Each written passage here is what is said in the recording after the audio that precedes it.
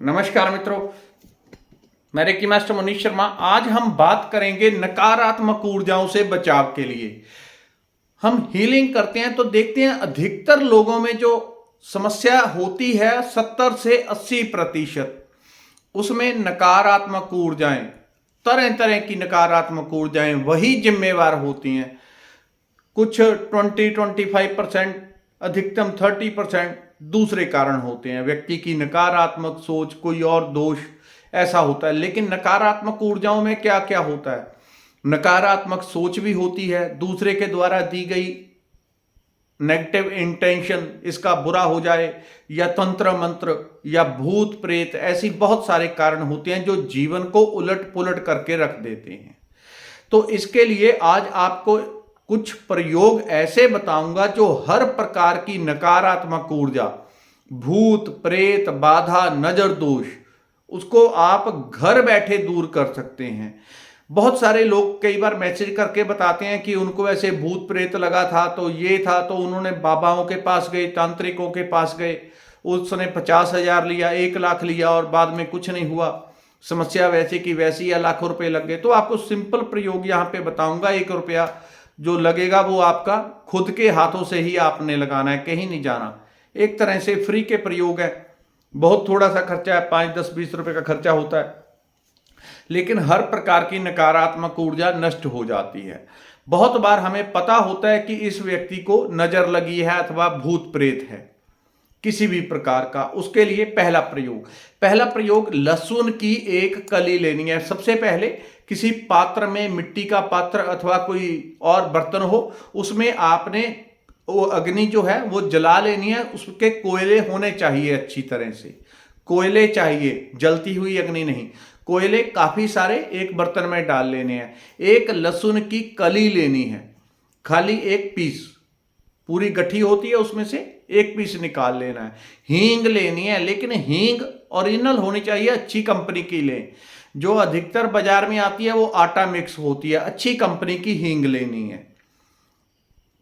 तीसरा, देसी घी। देसी घी यदि देसी गाय का हो तो सबसे अच्छा होगा, उसको लेना है, थोड़ा सा ही लेना है, आधा चम्मच, 1 चम्मच ही, ज्यादा नहीं। एक कली लहसुन की, उसमें थोड़ी सी, इतनी सी हींग, जितना चना होता है तो चने की जितनी हींग। अगर आपको लग रहा है कि हींग जरा फिर भी अच्छी क्वालिटी की नहीं मिली तो थोड़ी ज़्यादा ले लें, और साथ में देसी घी। तीनों चीज़ों को इकट्ठा करके उस अग्नि के ऊपर रख देना है। जिस व्यक्ति को ऐसी समस्या है, नकारात्मक, भूत प्रेत, किया कराया, नजर दोष कुछ भी है, तो उसका जो धुआं है, बंद कमरा हो या थोड़ा सा खुला हो, कि हल्का सा ही धुआं निकले, क्योंकि जब नेगेटिविटी वहां से भागेगी उसके लिए एक द्वार खुला होना चाहिए, उसको मार्ग चाहिए घर से जाने के लिए। आप दरवाजे बंद करके रखेंगे, वो घर से बाहर नहीं निकल पाती। ये ऐसा ही देखा गया है। लोग कहते हैं भूत प्रेत आर पार हो जाते हैं, लेकिन उनके लिए एक इनविटेशन होता है, जाने के लिए एक इशारा होता है, सिंबल होता है।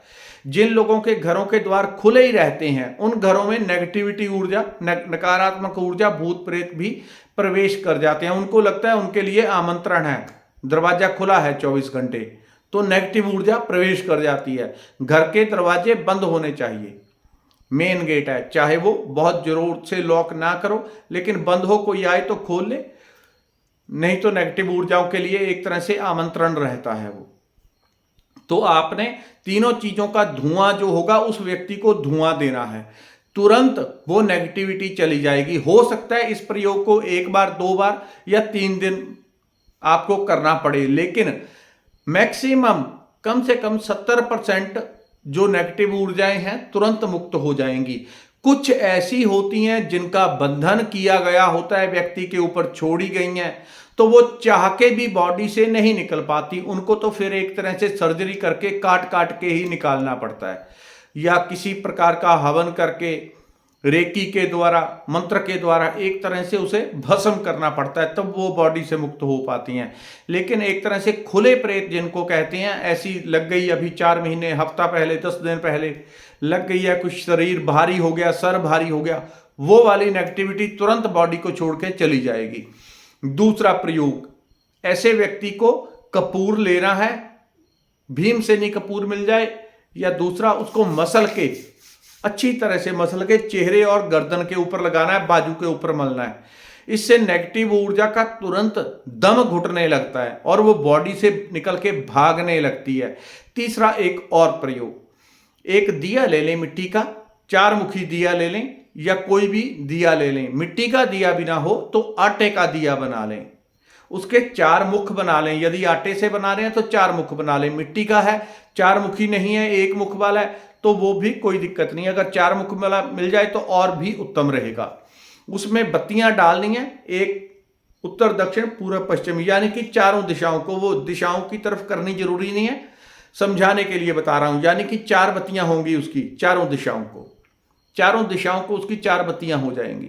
उसमें चाहे आटे का ले लें या 1 मुखी मिट्टी का हो या 4 मुखी हो। 4 मुखी हो तो ज्यादा अच्छा है, क्योंकि उसके जो मुख बने होते हैं दिए के, वो एक तरह के सिंबल होते हैं, तो वो ज्यादा थोड़ा गहराई से काम कर देते हैं।